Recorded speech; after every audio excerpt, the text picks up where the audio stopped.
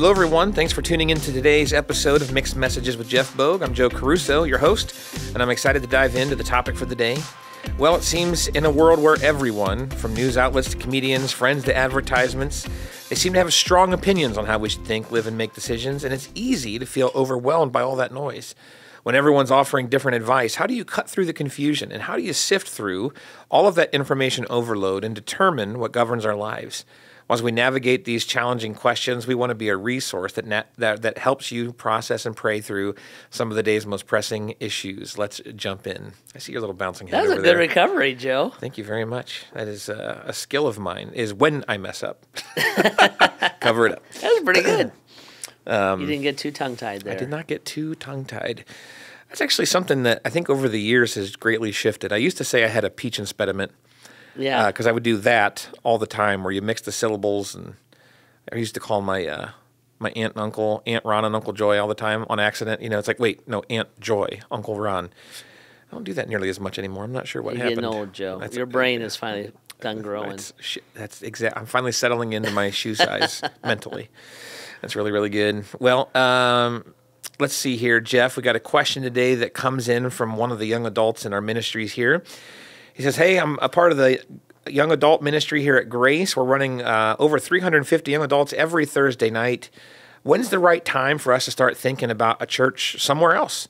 When are you, quote unquote, building up one church to a degree that it defeats the idea of spreading and multiplying the gospel? When and what should we be looking for and praying for as we think about multiplying things? Well, first of all, let me say, I love that they asked this question. I know, right? Like, it's like the best question This came ever. in, and I'm like, wow, this is cool. cool. Because I don't know who said this, but whoever you are, you actually absolutely hit like the thing I love to talk about the most. Yeah. So, Grace Church is at its core a church planting movement. We're a multiplication movement. We have 8 multiplication works right now, and pretty soon we're going to announce a 9th. And so we think about this all the time. And your question is awesome. I love the way you're thinking, because we would talk about this all the time. It's part of why, like the Bath campus of Grace Church, where Collective is. If you don't attend the Bath campus, it's where Collective is held, or Young Adult Ministry. We have 6 services every weekend. Mm-hmm. And I am often asked, usually by other pastors, why do you have so many services? And I will say, because I don't want to build a bigger auditorium. Mm-hmm. And they'll say, why not? And I'll say, because we want to plant churches. I actually don't want a 2,000 or 3,000 seat auditorium and everybody coming to one spot. We want to take the gospel where it's not clear, it's not easily accessible, and send people and start new churches. We call them campuses in those places. So everything about Grace is actually built to do this, including our buildings themselves, which is why we have so many services, so that those financial resources stay free to start other churches. So we do that. So what's fascinating to his question, or hers, is the Bath campus. 13 years ago, we started our first campus. So 13 years ago, the Bath campus and the Norton campus were the only 2 campuses. Norton would have been running about 1,000 people. Bath would have been running between 2,500 and 3,000 people. Mm-hmm. So a total of, let's call it 3,500 people. In the last 13 years, the Norton campus runs about 1,000 people. Mm-hmm. The Bath campus runs about 2,500 to 3,000 people for a total of 3,500 people. But we have our other works, so we'll have about 7,000 to 8,000 people coming to church on a given weekend at Grace Church. Mm-hmm. And that's all because of multiplication. Right. And so one location has not gotten bigger and bigger. The Bath campus is actually the same size, has been the same size, quote unquote, for the last 13 years. The Norton campus has been the same size as the last 13 years. But how that's happened is we've sent people out, mm-hmm. and then we reach new people. And so in the last 13 years, there's probably been, I'm guesstimating this, so everybody forgive me if I'm wrong. There's probably been about 2,000 people sent out of the Bath campuses, the Bath campus and the Norton campus, to start new campuses. Everybody else from the Bath campus, everybody else has been reached and kind of brought back into us, and that includes COVID and everything all those years. So when you ask that question, that is a question that is a formational question of Grace Church. And a formational decision was made that we actually will not just grow one big campus, but we'll seek to take the gospel other places. Now, what you'll see us do once in a while, and here at Bath's a good example, is you saw us build a big gymnasium 2 years ago. That's not to make the campus bigger.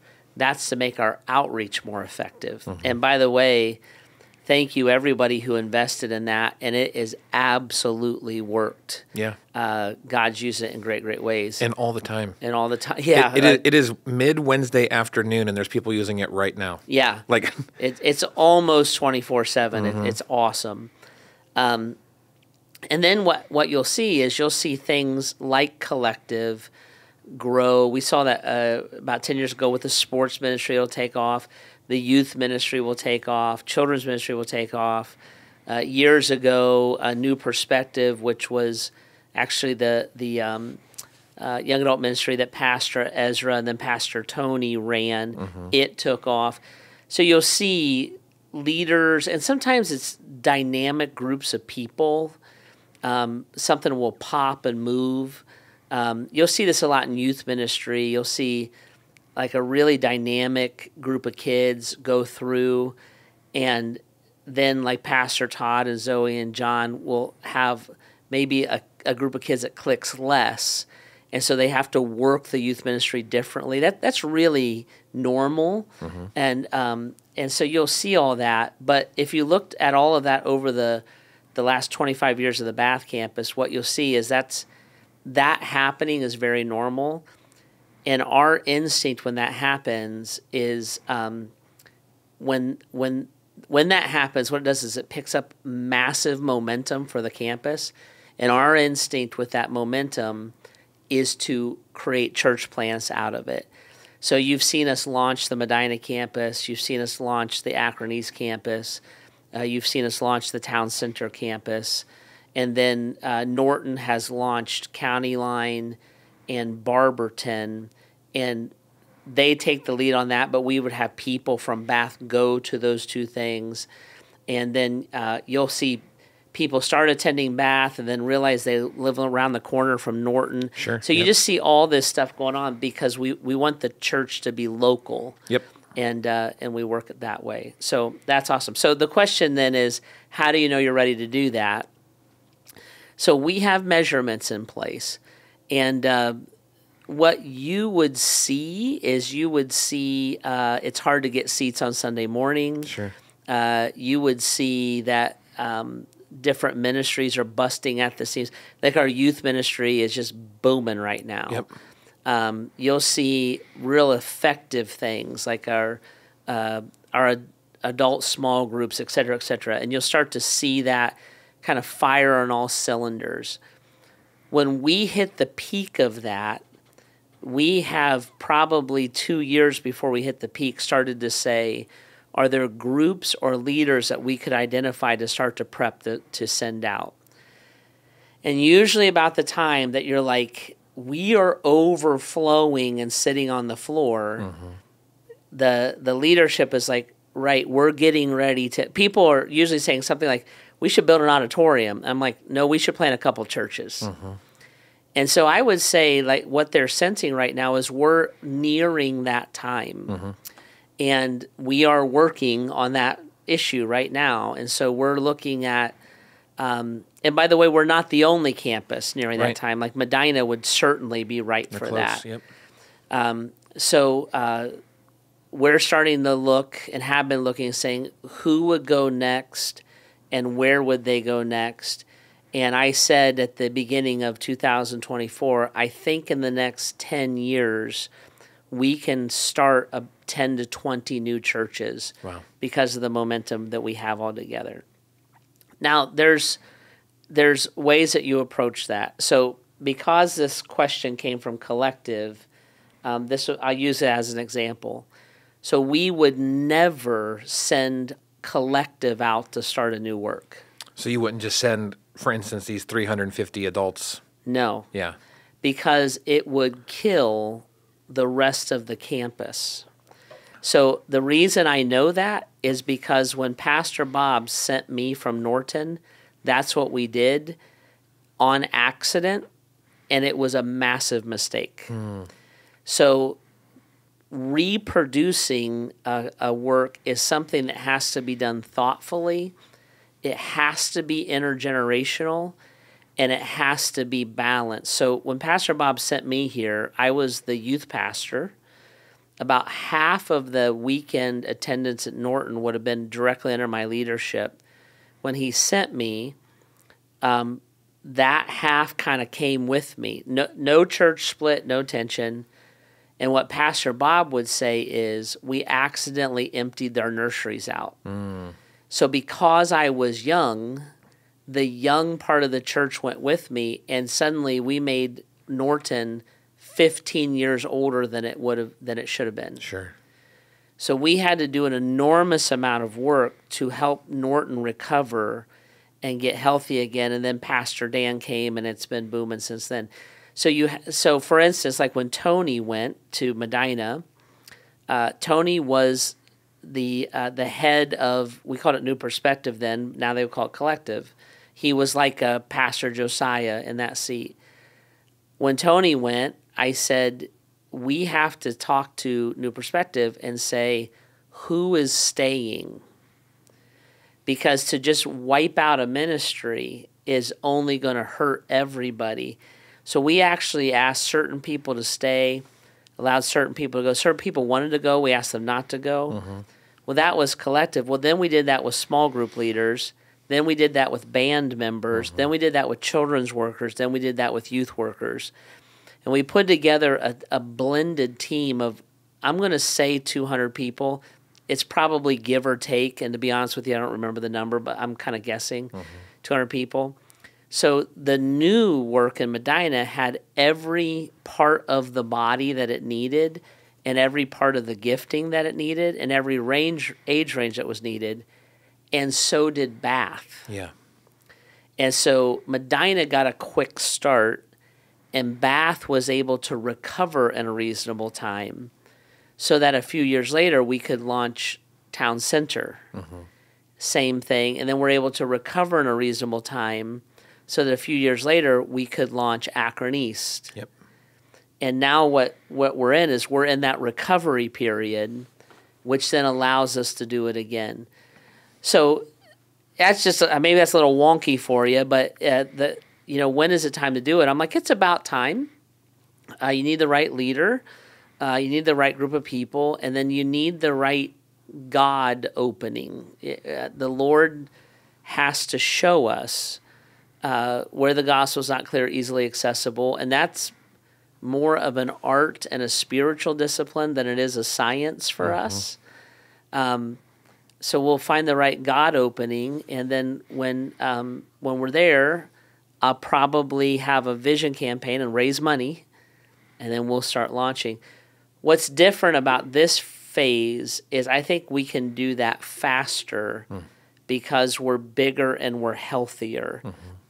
And so I think we can do more than, I always say it took us 13 years. It took us 12 years to launch our first campus. 13 years later, we launched 9 more. Right. So it definitely picks up, and I would say we're going to go into a phase of, we're going to look back 10 years from now and say, man, we launched a bunch of them.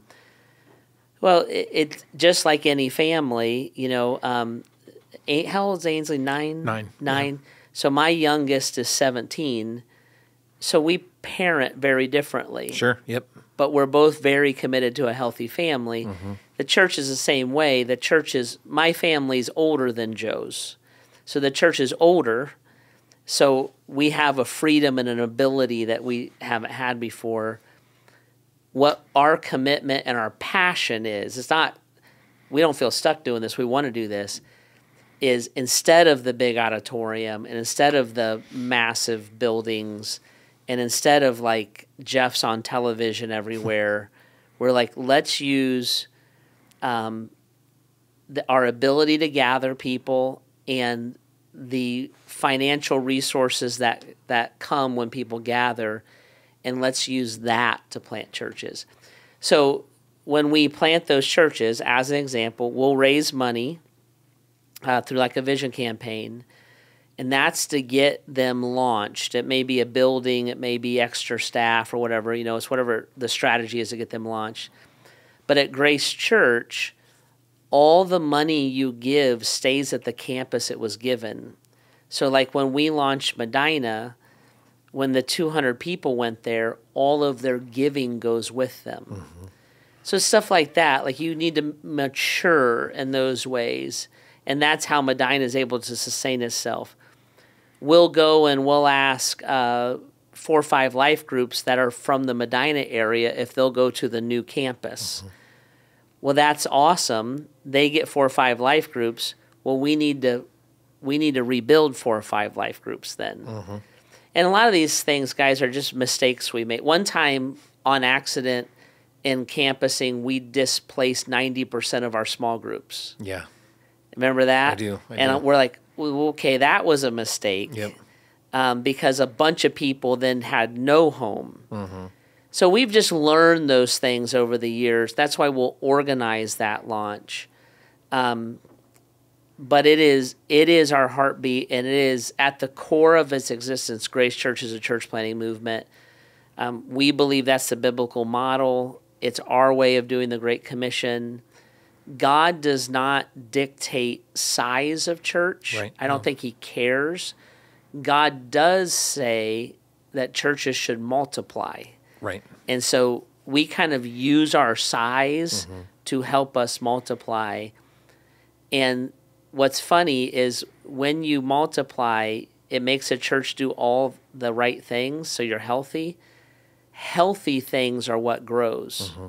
So we send all these people, and all these new people come to Christ and become a part of the body, and we're like still the same size. Right. Which is great. It's fine. But we're like, we'll just keep multiplying then. So yeah, every time you plant a new campus, we want both locations to be healthy, able to grow, and able to start working on multiplication. That's right. You don't want one that can do that and the other one, whether it's the new one or the one left behind, feeling so depleted. How do we even survive? Yep. And that's what happens. And people are attracted to new things. Sure. And so the new thing gets the energy, but the old thing is what stabilizes the new thing. Mm-hmm. So we're always just kind of working on that. So what we like to say is this: when we have extra people, extra money, and extra leadership, we give it away. Yep. And I would say the Bath campus is in that phase right now. Now, I would actually say we're in the beginning of that because people and money are the easiest parts. It's the leadership that's the hard part. So I would still feel like we have 12 to 24 months of leadership work to do.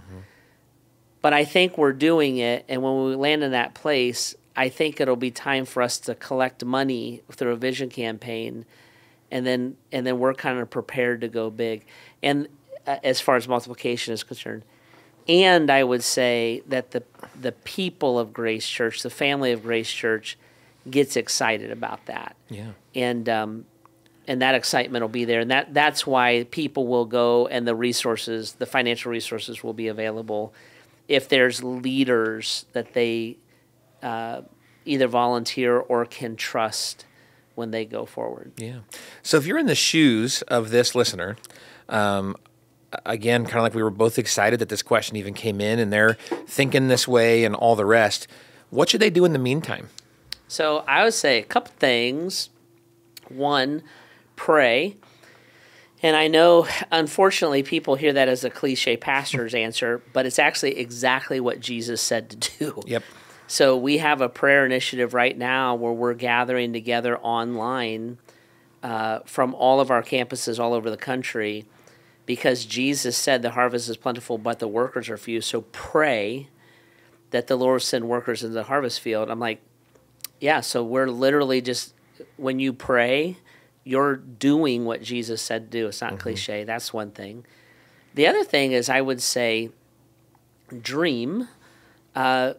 Where can you dream of a campus being started? And what we tend to do is we tend to look and say, is there a community in which a bunch of people are leaving that community to come to one of our campuses? So what if we just went back to that community with those people and started to work there? So dream about that. And then the third thing I would say is see yourself in it. So maybe God's calling you to full-time ministry. Maybe you're that Jesus Space leader or life group leader, and you're like, I would go help lead in a new camp. Maybe you're in the band, and because musicians are very hard to duplicate. You're like, I would take on more responsibility to learn how to do that at a church plant. But start to pray and think about how you participate in this. It's hard because you got 350 people in collective. Let's say that 50 of them go with the other 150 to the new church plant. Well, now you're not seeing your friends the same way. Yep. Your social life just changed. Your biblical, it's hard to do, but it's what the early church did, and that's where I always say, we'll hang out with each other in heaven. What we got to do now is help people not go to hell. And but you have to sacrifice. Your young family, you take your kids away from their teachers and their small group leaders, and it's really, really hard to do this stuff. But praise God, somebody did it for us. Right. This is how the church has moved over all these centuries, is unbelievers undertook the mission of Christ, proclaiming the message of Christ, to the detriment of themselves a lot of times. And it makes the gospel clear and accessible in different places then. Jesus talks regularly about how much that sacrifice is worth it. And I think that's those sacrifices are often, maybe not always, but they're often celebrated after the fact. And so, yeah, those families that moved, and I'm planting now the Medina East campus or whatever, that I'm sure the first season was like, man, we miss like all the things that you said. But now, I mean, we have, I say this a little tongue in cheek, but it's serious. I mean, there's people like, oh, I massively prefer our Medina East campus because it's home now over what we left. And because you're creating a new work in the same way, this is language Jesus uses, that a seed dies and now a new tree has come to life. It's like, right, let Jesus use you in that process and watch what he births and grows out of it. And I'm the senior pastor of Grace Church. So Really? Yeah. Oh. Well, not everybody knows that. And, no, I know, I oversee all of our campuses. I'm going to be out at Medina this weekend teaching. What is fun for me is the majority of people won't know who I am. They'll have to introduce me. Yep. And I'm like, the people who know me, I've just known a long time. I've been in the area for a long time. The joy for me is that the church has been reproduced, and it's not tied to a person. They would think of Tony as their senior pastor. They don't even know Tony has a boss. And I'm like, and it doesn't matter. That's great.